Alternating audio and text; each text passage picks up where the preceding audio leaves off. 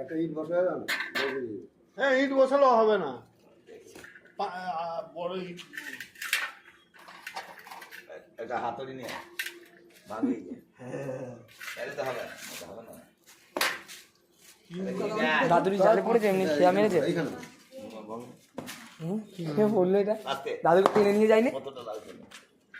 দাদু তোমাকে টেনে নিয়ে যায়নি এটা? লাফিয়ে পড়ে লোক সঙ্গে সঙ্গে কাজা রেখে রেসিয়ে পড়ে। আমি এই আর লোক লাভ দিয়েছে পরে স্যার ফেসে যাবে জাল। লুকু কোন লুকু? আছে ওই হলো তুমি নাও। ওই হবে কেন? ওজন করবে, ভালো করে ওজন করবে। হ্যাঁ তো ঠিক আছে। 3 কেজি হলো।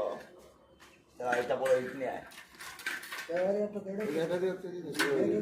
ওইটা দিলে ওইটা দিলেই হয়ে যাবে।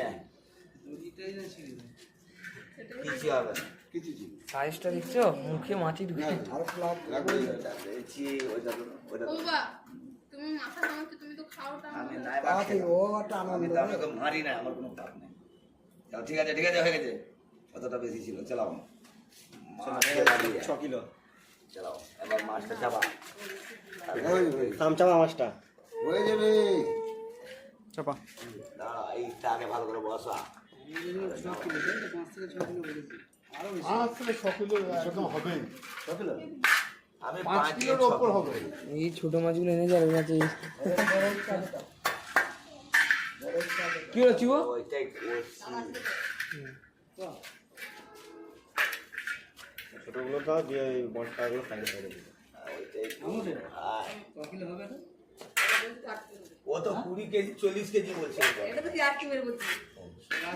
তুই 8 কিলো 8 কিলো তুই বুঝতেই না পারবি না না। 8 কিলো হবে। না কি হবে? 5 5.5 কিলো। আমি 7 বলেছি 7 কি 8। চাপা চাপা চাপা মাছটা। এটা একটা ফাঁকা আছে বলো না